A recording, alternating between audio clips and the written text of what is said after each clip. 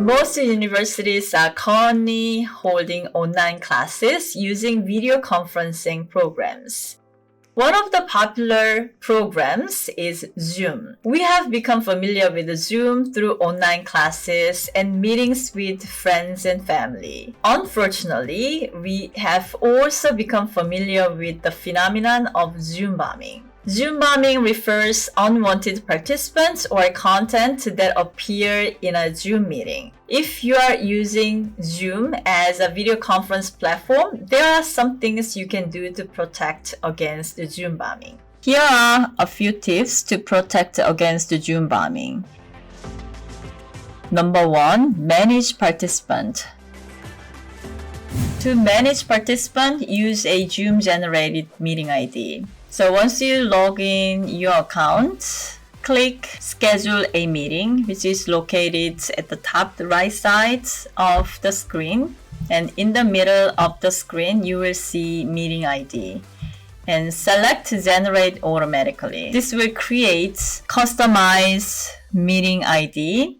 So never use your personal meeting ID to set up a meeting. And right below meeting ID, you will see meeting password. So set up a password to your meeting to permit entry. So select required meeting password. You can just type a number or letter you like, or you may use the default meeting password that is set up automatically by the Zoom. And also lock the meeting. So when you lock a Zoom meeting after it has started, no new participants can join, even if they have the meeting ID and password. So during a meeting, if you also have unwanted or disruptive participants, you can remove them. So go to the participants menu, then either mute or remove the offenders.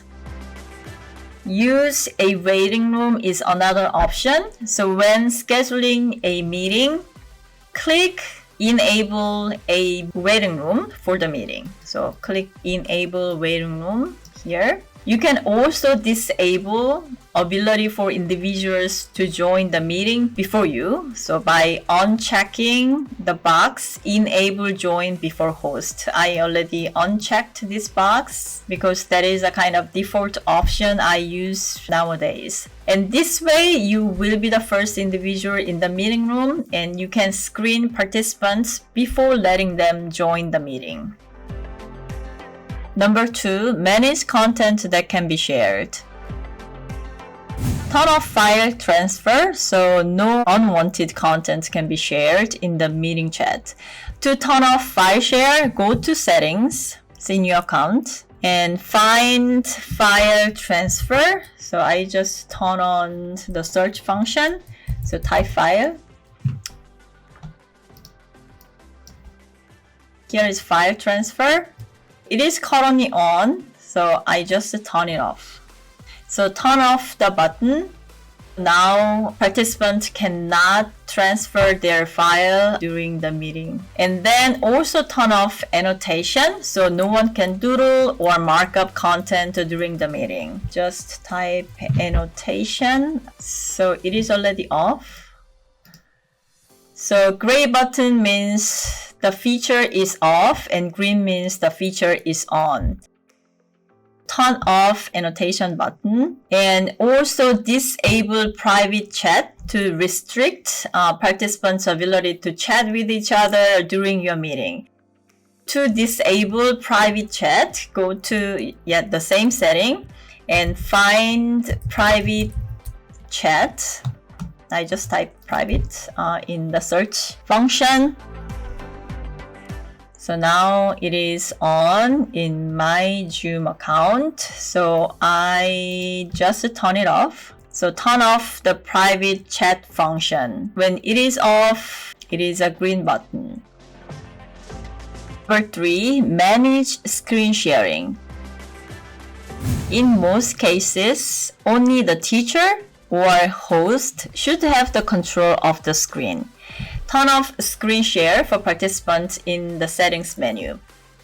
Go to the setting and find screen share. Here is the screen sharing. So choose who can share, click host only and save. This will allow only host share the screen. If your students or other attendees need to share their files or screen, you can turn on the screen sharing function in the setting or during the meeting. I hope these tips can help you protect yourself from Zoom bombing. If you have any other tips about how to stop Zoom bombing, please share them in the comment section below. As always, thank you so much for watching and stay safe.